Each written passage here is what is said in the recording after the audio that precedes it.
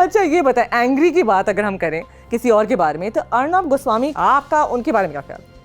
देखिए, अर्नब गोस्वामी जब एनडीटीवी में था ना, को 20-22 साल पहले, तो पहली दफा मैं जब उसके शो पे गया दिल्ली में, अच्छा, तो वो एक जर्नलिस्ट था। फिर वो एनडीटीवी छोड़ के टाइम्स नाउ में चला गया। हाँ। तो भी मैं उसके शो पे जाता रहा पाकिस्तान से। वो मुझे फ़ोन करता था, हामिद भाई। तो जो भी हमें भाई कह दे तो हम उसके चक्कर में आ जाते हैं। सही बात है। हाँ। तो मैं उसके प्रोग्राम में चला जाता था।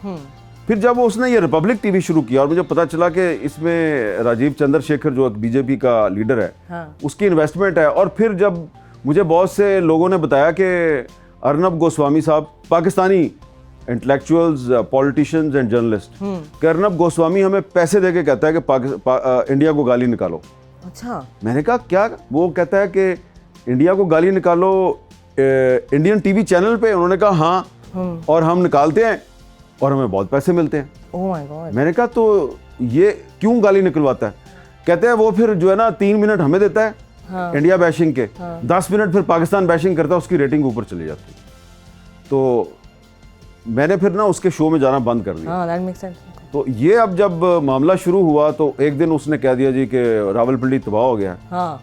तो मैंने जाकर रावलपिंडी चेक किया और फिल्म बनाई और पोस्ट कर दी, जैसे कव्वा टाइप सिचुएशन। हाँ, तो वह उस पर वो नाराज हो गए हैं। तो अब वो जर्नलिस्ट तो है नहीं है, तो मैं उनको क्या जवाब दूँ? नहीं, बिल्कुल सही कह रहे हैं। वैसे बरखा दत्त एक जर्नलिस्ट मानी जाती थी, एंड जब वो आती भी थी पाकिस्तान, मुझसे मिली नहीं, हम मिले हुए, she used to be very nice, respectful एक तरीके से। उनको क्या हो गया?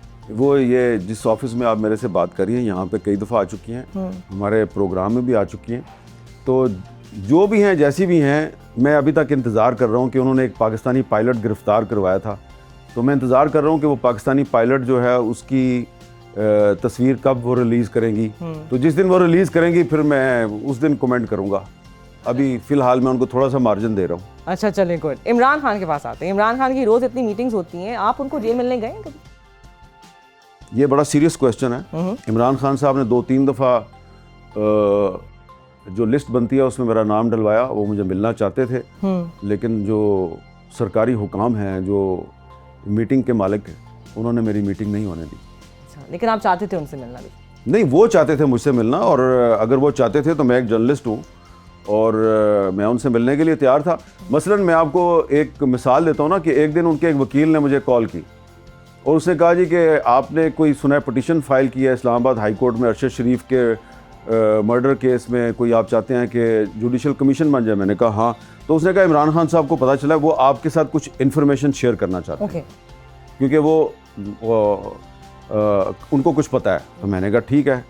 तो मैंने कहा फिर मैं उनको कैसे मिलूँगा? तो उन्होंने कहा जी कि मुझे उन्होंने इंस्ट्रक्शन दिया, तो मैं आपका नाम लिस्ट में डाल रहा हूँ। ठीक है। इमरान खान साहब की हिदायत। उन्होंने मेरा नाम डाला, मुझे कॉल भी आई, मैं अडियाला पहुँच भी गया, मुझे मिलने नहीं दिया किसी को। ओह टेरिबल। अच्छा, वापस पंजाब की गवर्नमेंट की तरफ चलते हैं। पंजाब गवर्नमेंट की अब तक परफॉर्मेंस को आप कैसे देखते हैं? Sindh government. Next question. Sindh government की परफॉर्मेंस आप किस तरह देखते हैं?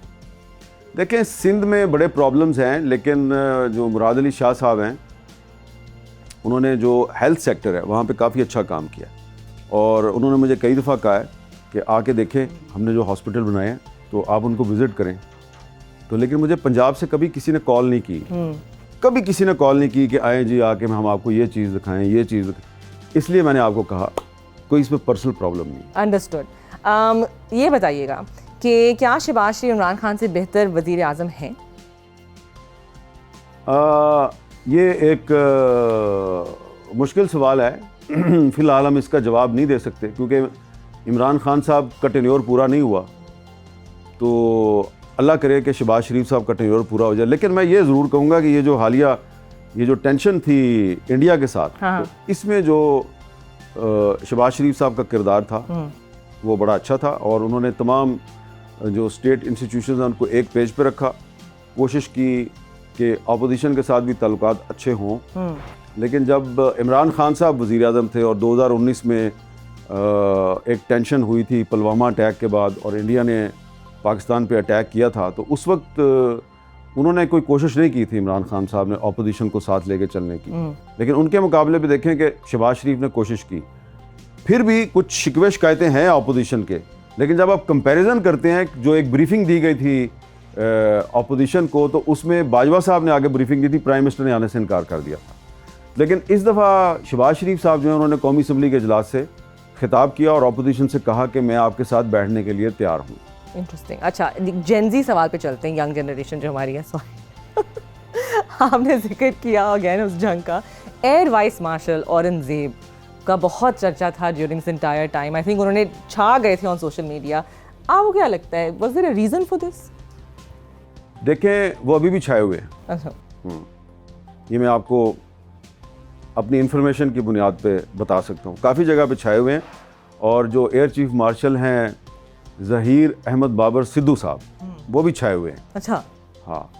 और अगर आप चाहती हैं कि वो मज़ीद छा जाएं, तो आप दुआ करें कि इंडिया अटैक कर दे, फिर आपको पता चलेगा उनका क्या हाल होता है, उनकी एक्चुअल कैपेबिलिटी क्या है। Actual capability. क्योंकि पहले तो ज़रा उन्होंने हाथ हल्का रखा है इंडिया पर। तो ये औरंगज़ेब साहब जो हैं और ज़हीर अहमद सिद्धू साहब, ये इस वक्त भी छाए हुए हैं, लेकिन कहाँ छाए हुए हैं ये इंडिया ढूंढता ही रहे तो अच्छा है। अच्छा, इंटरेस्टिंग। अच्छा, ये बताएं, हम भी किसी को ढूंढ रहे हैं वैसे पाकिस्तानी अवाम, क्या आपको लगता है इमरान खान कभी जेल से बाहर निकलेंगे?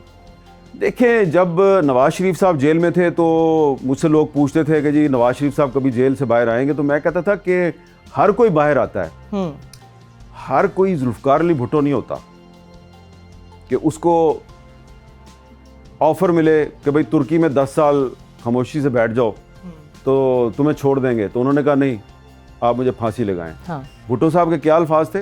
इफ़ आई एम असैसिनेटेड, पढ़े उनकी आखिरी किताब, कि मैं तारीख के हाथों मरने की बजाय फ़ौज के हाथों मरना पसंद करूंगा।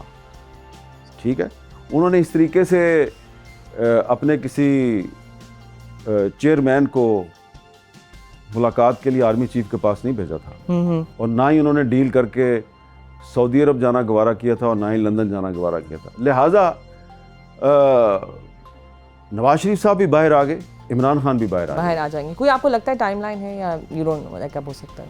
ये इमरान खान के इख्तियार में है। ओके। इमरान खान जब चाहे बाहर आ सकता है, लेकिन अब वो उस तरह की डील नहीं कर रहा जिस तरह की नवाज शरीफ साहब करते रहे, तो बाहर नहीं आ रहा। तो ये बात मैं पहली दफ़ा नहीं कह रहा, मैं कई दफ़ा पहले भी कह चुका हूँ। तो जो पिछले 2 साल गुजरे हैं, इसमें कम से कम 3 दफ़ा इमरान खान के पास मौका था, वो बाहर आ सकते थे। ख़ास तौर पे 26 नवंबर 2024 की शाम 3 बजे से लेके और 5 बजे के दरमियान जो लोग उनके पास गए जेल में, और मैंने उनसे कंफर्म किया क्या डील थी, क्या ऑफ़र थी, खान साहब ने इनकार कर दिया। क्या डील थी, क्या ऑफ़र थी? जो भी थी कि आपको हम बनी गाला भेज देंगे, फिर थोड़े दिन बाद छोड़ देंगे। हाँ। बस आपने 2 साल पॉलिटिक्स की तरफ नहीं आना। हाँ। तो उन्होंने नहीं कबूल किया। इंटरेस्टिंग, लेट्स सी कि वो क्या कबूल करते हैं। वैसे नो कॉन्फिडेंस, ये आप थोड़ा सा इंटरव्यू करना था, ये आप लंबा ही करती क्या करूं? आपके जवाब इतने अच्छे, I can't help it. Misa, आपको पता है ये आप, मेरी गलती नहीं, आपकी मैंने गलती। आपको हाथ जोड़े थे, मेरा ख्याल था आप चली जाएंगी। नहीं, आपने क्यों सोचा था आपने कि ये हो सकता है? अच्छा, I will keep it short, last 3 questions. No confidence motion की बात हो रही है, व्हाट्स हैपनिंग? कोई नो कॉन्फिडेंस मोशन नहीं आ सकती, इसलिए कि अपोजिशन पार्टी जो हैं उनके पास नेशनल असम्बली में नंबर्स पूरे नहीं हैं, और अगर उन्होंने अपना मजाक बनाना है तो बिल्कुल नो कॉन्फिडेंस लेके आए, लेकिन वो वाला काम ना करें जो मोदी ने किया है, पंगा लेके खुद ही फंस गया। Where is Hamid Mir in 10 years? Hamid Mir in 10 years, Hamid Mir is going to write, अगर मुझे अल्लाह ताला ने ज़िंदगी दी और हिम्मत दी, मैं एक बहुत अहम किताब के प्रोजेक्ट पे काम कर रहा हूँ, और वो मेरा प्रोजेक्ट अगर कामयाब हो गया तो आप बहुत खुश होंगी। ओके, चलें, good, I am looking forward to it. Last question, अगर आप एक मूवी बनती तो आपका जो रोल है वो कौन अदा करता? एक बहुत बड़े इंडियन फिल्म प्रोड्यूसर हैं, वो इस सोफे पे बैठे हुए थे। अच्छा। और यहाँ बैठ के तो वो मुझे उल्टी सीधी पट्टियाँ पढ़ा रहे थे, ऐसे कर रहे थे, कभी ऐसे कर रहे थे, फिर मैं ये करूँगा, फिर मैं वो करूँगा, फिर उन्होंने मुझे कहा मैं एक स्क्रिप्ट लिखवा रहा हूँ, मैं ये करवा रहा हूँ आपकी लाइफ पर। हाँ। फिर मेरी जब उनसे दिल्ली में मीटिंग हुई, तो जब मीटिंग में उन्होंने मुझे कुछ चीज़ें बताई और स्क्रिप्ट शेयर किया तो मैं भाग गया। अच्छा, ठीक है ना? हाँ। ये जो मुझे बहुत से लोग पूछते हैं आपको कैसे पता था कि इंडिया अटैक करेगा, और इंडिया ने कर दिया, जबकि बहुत से लोग कह रहे थे इंडिया अटैक नहीं करेगा। तो मैंने ये बात तो किसी को नहीं बताई और अभी भी मैं पूरी डिटेल नहीं बता रहा। जो इंडिया के बहुत ज़्यादा लिबरल लोग हैं, फिल्म इंडस्ट्री के लोग तो बहुत लिबरल होते हैं ना, हाँ।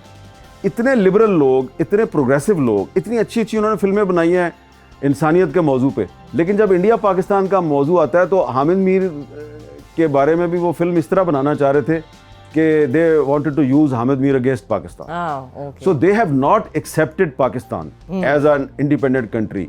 किसी को मेरी बात अच्छी लगे या बुरी लगे, उनका मसला कश्मीर नहीं है, उनका मसला पाकिस्तान है, and that is my personal experience.